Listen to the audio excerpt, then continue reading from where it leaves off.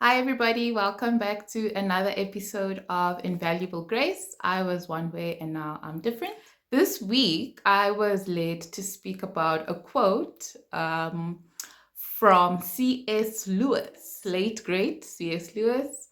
Amazing writer, amazing, Christian theologian, great stuff that he wrote. A lot of the intimate, things that we know of God. I like the way that he references God because it speaks to a very unique experience. He experienced God in such a remarkable way that you can even hear it in his writing, you can hear it in his tone. So the quote that I read, I'm going to read it quickly and then I'm going to talk about it from my experience. Because I'm very big on, a testimony and story because that is all each of us has. We all have a very personal, a very unique, walk and journey with God. And I am very big on advocating for that.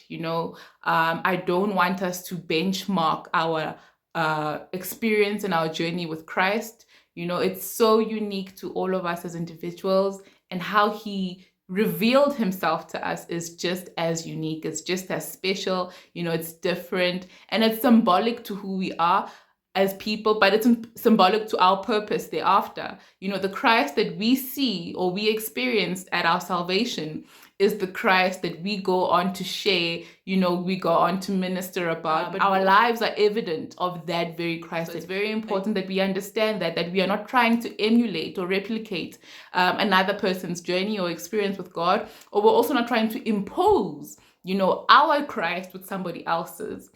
We see him as one Christ, but we've experienced him differently. And our purpose and our journey reflects those differences, and it brings me to the quote that I want to share. And C.S. Lewis says, you can't go back and change the beginning, but you can start where you are to change the end. And it's so profound, in so many ways. And I just want to unpack it quickly from a personal perspective, really, because I find myself at that point in my life right now. Like most of my salvation is very fresh. It's not something that I have lived for a long time. It's literally 3 years this year that I have been living a sanctified life, and I continue to live it because it's a journey, right? And I have a lot of regrets. I don't want to lie to you. Living in a hindsight perspective now, there are a lot of things I wish I had done differently, a lot of past mistakes, regrets. The reason these regrets made up most of my past is because my beginning was broken. My beginning was tainted or, confused and riddled with deceit, riddled with rejection and depression and all these things that are designed to break your beginning, because it's at the beginning really that your life is altered, right? There's almost like a course that's already been set into motion that kind of determines what your end will look like. And that is why the enemy is very intentional in targeting most of our beginnings. It is childhood traumas that are established as a child that set the precedent for who you become as a grown-up.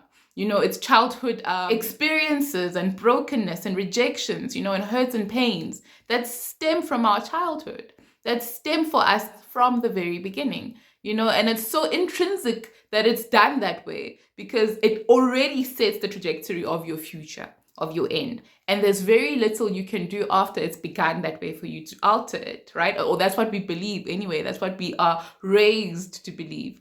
That it started this way and this is your lot in life. You are born broken, so you're going to live a broken life. You are born purposeless, so you're going to live a purposeless life, right? But this quote really just alters that, because C.S. Lewis is saying here, it may be broken, it may begin broken, which is the story for most of us, if not all of us, right?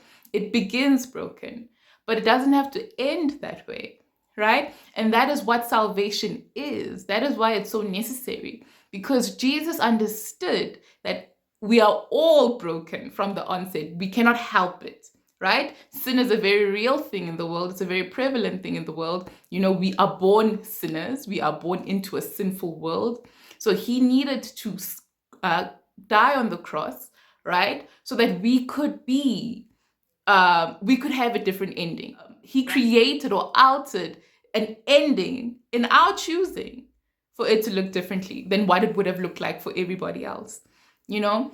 And it's just, like I said, it's such a powerful quote and a powerful statement, because I honestly believe that my life was just a write-off.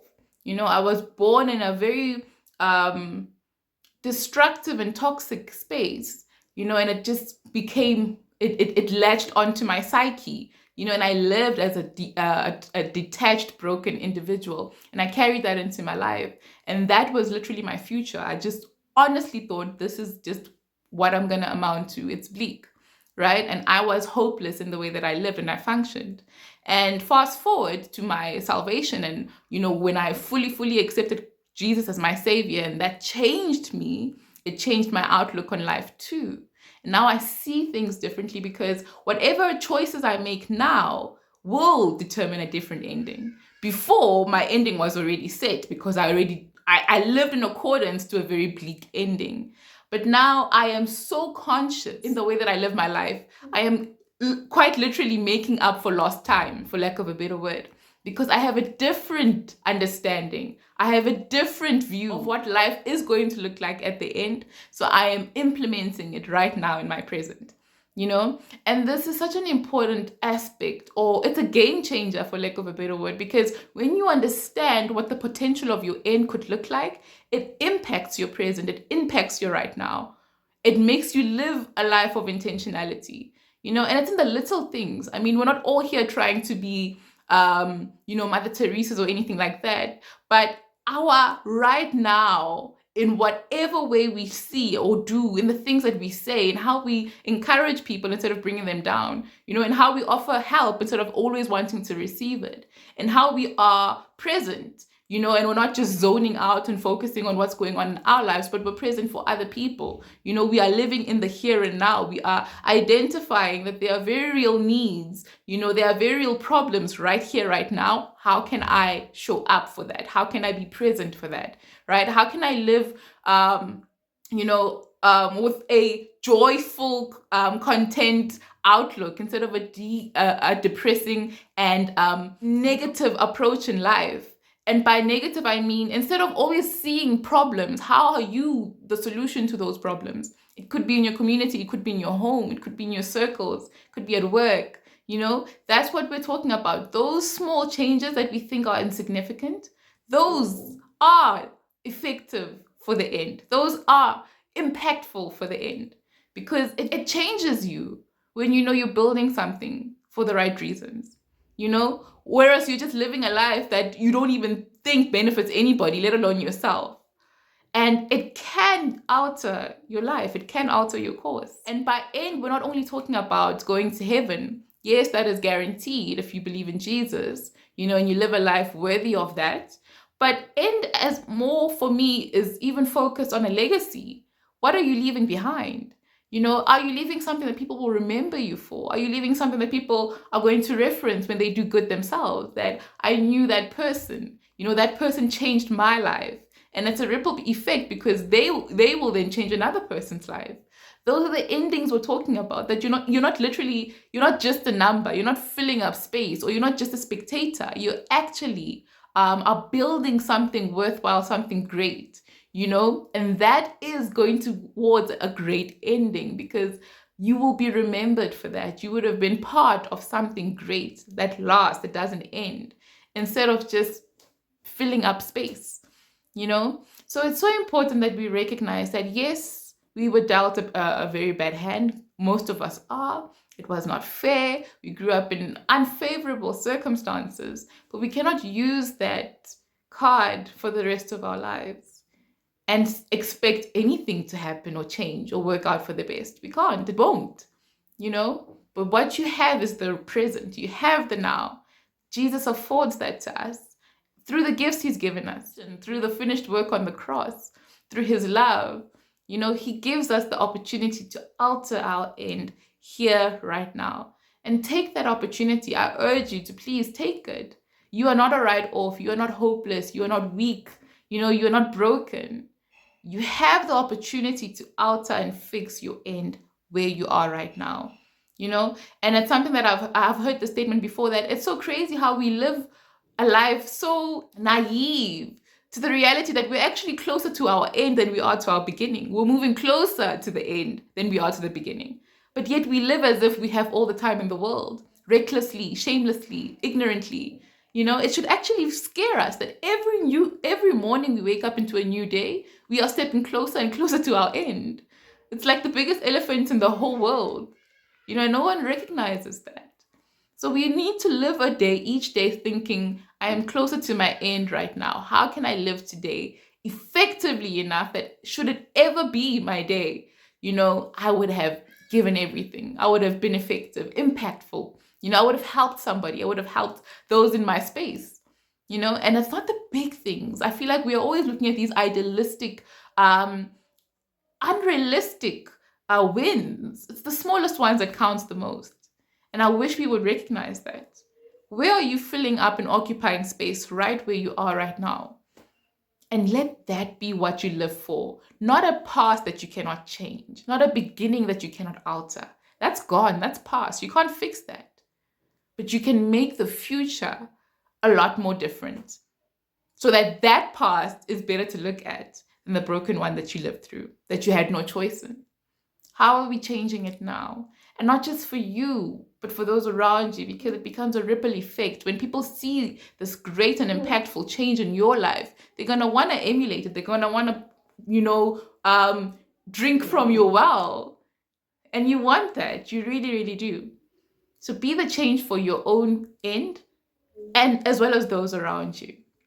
We have no idea how much we ourselves have control over our future, have control over the outcome of our lives. We think it's just happenstance. Yes, God's will prevails ultimately, but our choices also make up a big chunk of that too. Think of your past and think of the choices that you made in the past that resulted in the consequences. Those were your choices, not the will of God. So the same could be said for positive change and positive impacts. What are you doing where you are with what you have? Would yourself be happy with going to sleep at night knowing that you had a successful and productive day? Ask yourself those questions before you sleep at night. Was I productive today? Was I impactful? Was I effective? Was I building towards something good? Think about that. All right, so I just wanted to encourage you with that today. That live today to impact the end, because it counts. It really counts. Don't disregard that and forget the beginning, forget the past. It does not change. It cannot change. But we can definitely alter our future where we are today. All right, hope this message blessed you guys, and I'll see you in the next video.